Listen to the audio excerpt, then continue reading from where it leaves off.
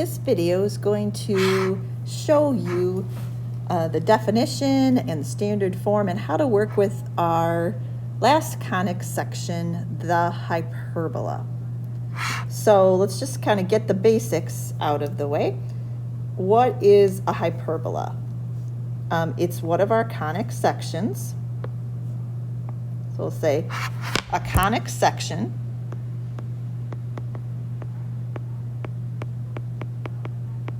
now, what it has that's going to stand out from the other one, but it has what I call two branches.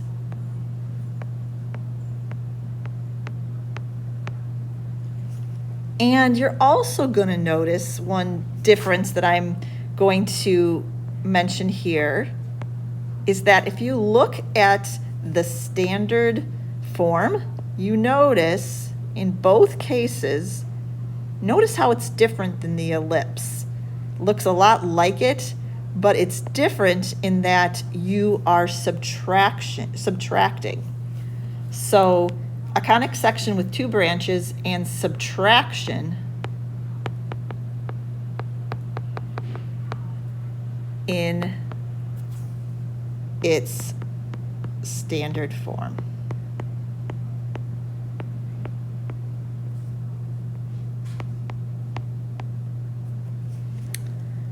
So just like the ellipse, the hyperbola has both a horizontal orientation and a vertical orientation.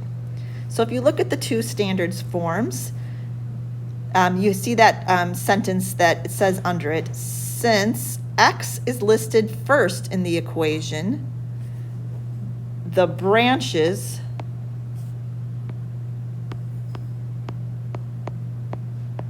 are horizontal.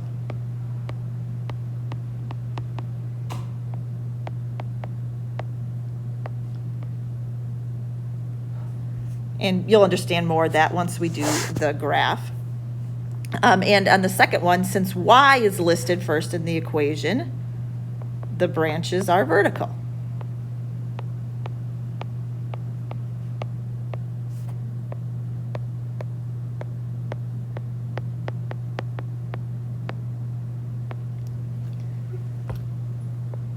You're going to see a lot of common pieces with the ellipse, but just some different ways that they play out.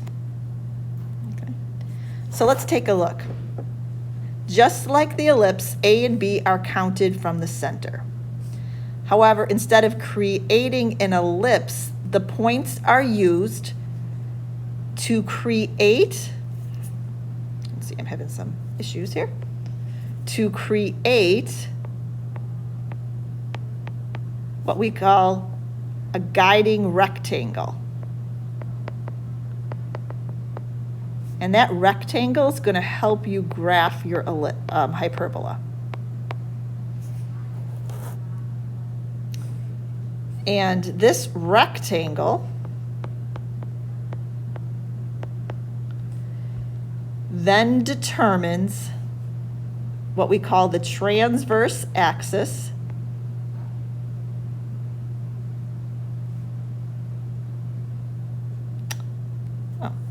okay, can I fix this? Let's go ahead, erase. Right ahead of myself. Then it determines the asymptotes. No, I did not swear. This is actually a part of math, which we'll talk about. The asymptotes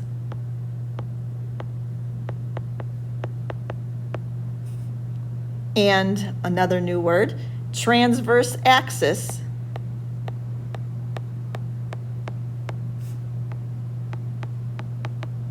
are used to identify the vertices.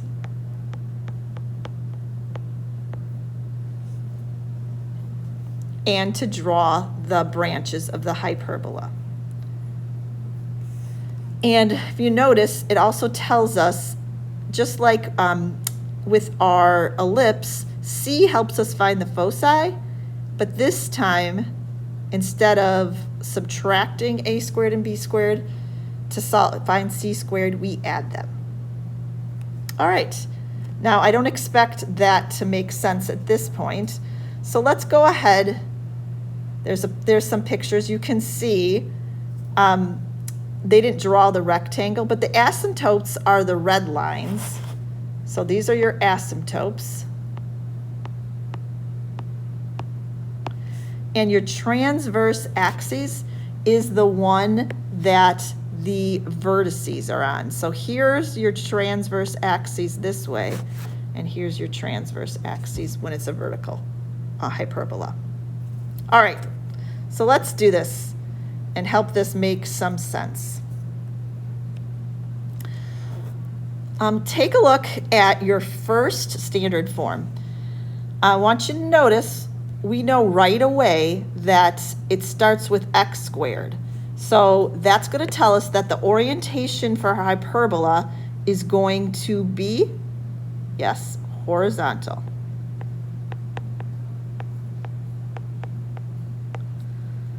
Okay, we can also see that we're not translating in any direction, so our center's at 0, 0. So let's go ahead and stick that on the graph. And now let's kind of break down the parts like we did with an ellipse. You know by looking at it that the a squared is under the first term. So we can go ahead and we can list out here. We're going to have a to b 5, and b is going to be 3, because b squared is 9. Like we mentioned, that's going to help us make our rectangle that guides the picture. So what I'm going to do is I'm going to go ahead and I am going to take that a equals 5 and count 5 to the left and 5 to the right, and then 3 up and 3 down, and that helps me make my rectangle.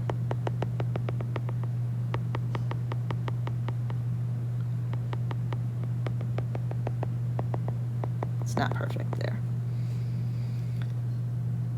That also tells me where my vertices are, and my vertices, I'm going to put a V here and a V here, are just going to be, we know it's a horizontal ellipse, so this bigger green dot here with the V on it, those two, that's going to be where my hyperbola, I think I said ellipse, where my hyperbola starts with the vertices. So your vertices, you can go ahead and put those as plus or minus 5, 0.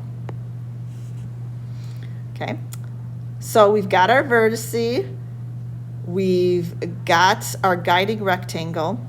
Now I'm going to change to a different color just so you guys see it.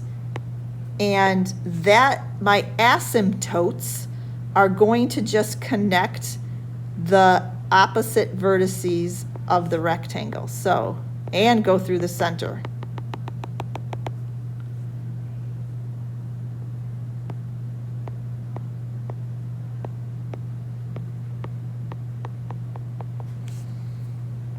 And these are lines, so the purpose of these lines are to just help guide how I make my hyperbola. So I'm going to go ahead. Now that I have that, I can graph my hyperbola. And what I do is I start from the vertice, and this hyperbola gets closer and closer to the blue asymptote lines, but never intersects. Those lines are there just to guide you there. So at this point, you've graphed your hyperbola. Your hyperbola is the solid green line, the 2 branches. The other details that we're going to work towards getting are your foci and your the equation of your asymptote. One of the differences between an ellipse and hyperbola is that the foci on a hyperbola are found by doing c squared equals a squared plus b squared. So in this case, we'd have c squared equals And a squared would be 25, b squared would be 9, c squared equals 16. So c is going to equal plus or minus 4. That is always the distance from the center to the foci.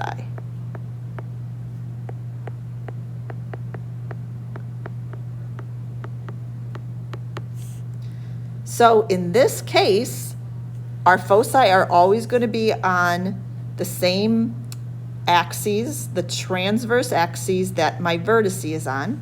So I'm going to count from that center, and I am going to count 4 to the right and 4 to the left. 25 plus 9 is not, see? This is a good example of when you can find your mistakes. It didn't make sense to me because I know they should be outside of the hyperbola. So let's kind of go back. Hopefully you were like catching my error. So c squared equals 34. So c is going to equal, the exact answer is the square root of 34. That cannot be simplified. So I know that my foci are going to be plus or minus square root of 34, comma 0. Now that is not easy for you to graph, so go ahead and put that in your calculator, and you get that the c is approximately 5.8. So when I graph my foci, they would be just to the left and right of the vertices. Okay, and just like on the ellipse, the foci are significant points in forming the ellipse in a real-world situation. Okay, whew, deep breath. So then we got one more piece, the asymptotes, those blue lines. So you notice that they go through the center, the red dot. So the equation of it, we already know the y-intercept. So the equation is just going to be y equals, we know the y-intercept is 0, so we just need the slope.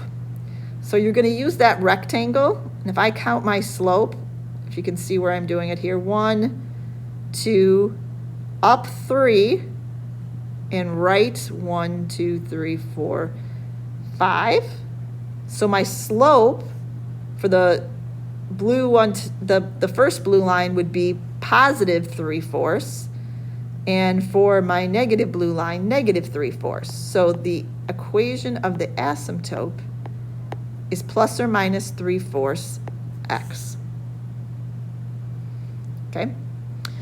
So that seems like a lot, but just like with the ellipse, you'll get more comfortable with it.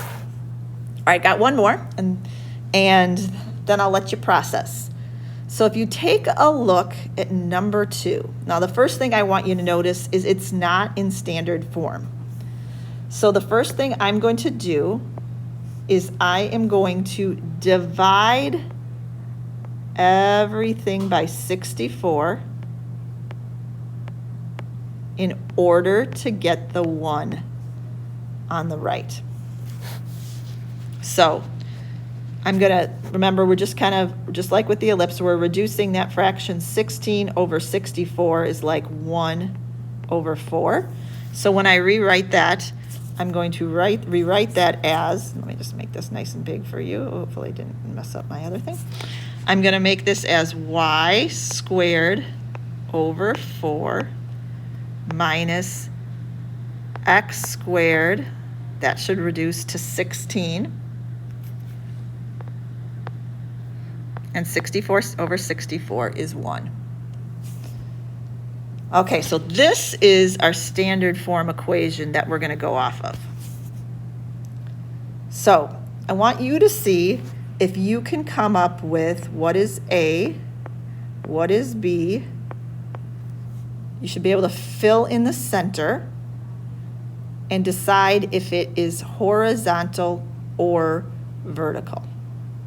Okay, so take a minute, and if you need to pause the video, go ahead and do that, and we'll come back and do the check-in. Okay, so in this case, A is 2, B is 4, and you should notice it starts with y squared, so we know we have a vertical oriented hyperbola with the branches are going to go up and down instead of right and left.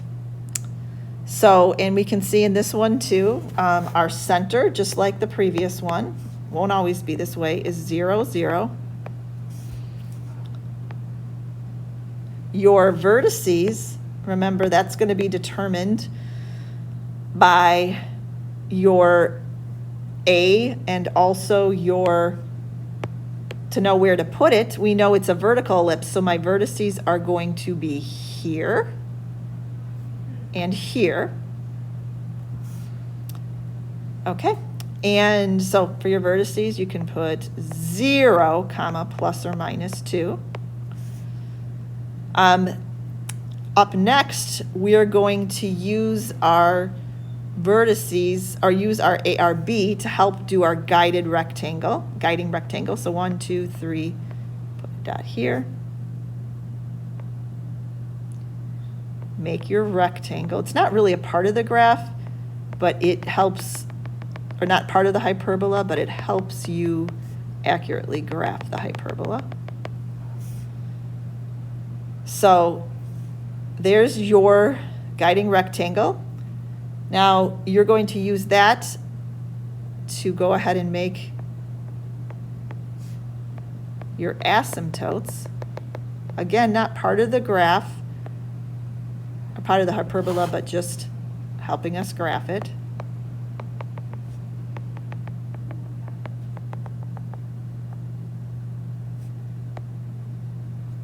While we're here, since we just worked with the asymptotes, let's go ahead and do the equation. Again, we're going through the center 0, 0. So it's going to be y equals plus or minus. In this case, my slope is going to be up to, right? My slope goes up to, right, 1, 2, 3, 4. So plus or minus 2 over 4. Hopefully you recognize to reduce that, so it should be plus or minus 1/2 x is the equation of those two lines. So all we have left, I believe, is to go ahead, draw our hyperbola. And remember, in this case, don't be mixed up. Your B is bigger than your A, okay? But that's okay on a hyperbola. Your graph is still going to be orientated vertically, up and down. So this would be your graph.